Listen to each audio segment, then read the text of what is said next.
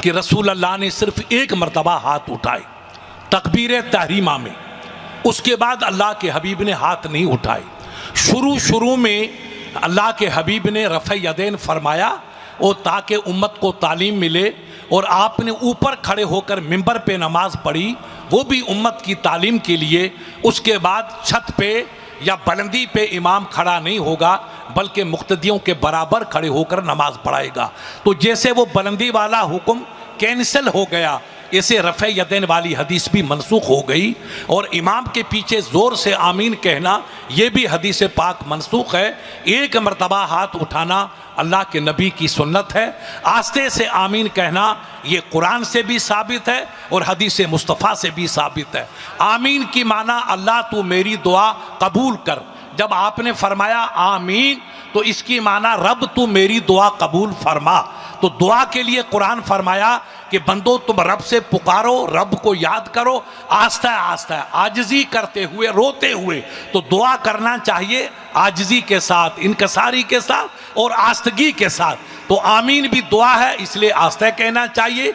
एक मरतबा रफ़े यदैन उठाकर कान तक हाथ उठाना मेरे हबीब की सुन्नत है, और अल्लाह के वलियों का और अल्लाह के मुक़द्दस नबियों के वसीले से दुआ करना ये भी मेरे बुज़ुर्गों का तरीक़ा है, अल्लाह के वलियों का तरीक़ा है। ये नई नई जमातें आज पूरी दुनिया का मुसलमान बर्बादी का शिकार है, ये सिर्फ ईमान की कमज़ोरी का नतीजा है। कुछ लोग बागी पैदा हो गए, उन्होंने सब एहसान भुला दिया, ना बाप की कदर ना माँ की कदर, तो वो अली की नबी की कदर क्या करेंगे। ये नूर जो आपको नजर आता है ये दरगाह में सोने वाली बुजुर्ग हस्तियों का सदका है।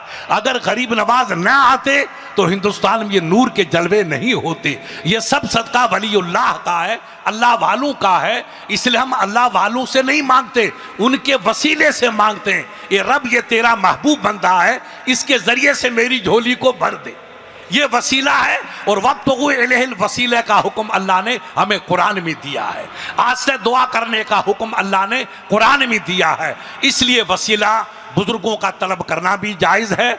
आस्ते आमीन कहना ये रसूल अल्लाह की सुन्नत है, और एक मरतबा हाथ उठाना ये नबी की सुन्नत है। अगर कोई भाई जिद करे, हमारे बच्चों का दिमाग ख़राब करे, तो उसको पकड़ के चलो मौलाना साहब के पास, दालू में आओ, उनको हम बुखारी शरीफ की हदीस दिखाएंगे कि रफ़े यदैन करना और ऊँट की तरह खड़े होना। अपना सिंधी ऊँट है ना, वो पेशाब करता है तो एक पाँव उधर होता है, एक पाँव इधर होता है। इन लोगों की नमाज भी सिंधी ऊँट की तरह होती है। अरे जो अल्लाह के सामने खड़ा होने का सलीका जिसको नहीं आएगा, वो सर झुकाने का सलीका क्या जानेगा।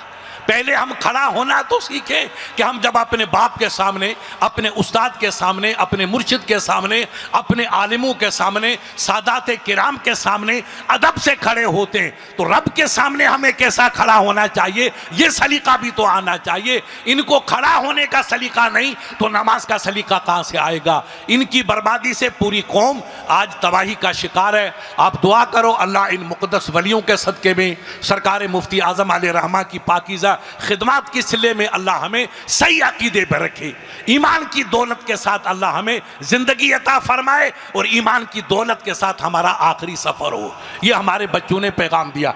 अब जो मेरे भाई इधर उधर खड़े हैं, उनसे मेरी दरख्वास्त है कि पहले बाद में भीड़ होती है, आप आओ, पीछे तंबू लगा है, उसमें आप तबरुक तनावुल फरमा लो। जो भाई खड़े हैं वो मेहरबानी फरमा करके मेरी दरख्वास्त, पीछे जाओ, तंबू लगा है, उसमें पहले आप तबरुक खा लें और खाने के बाद आकर बैठें।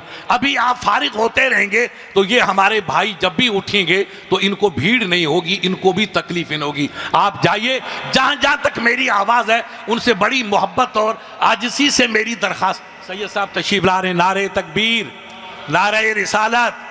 हाँ, ये 2-3 हमारे सैयद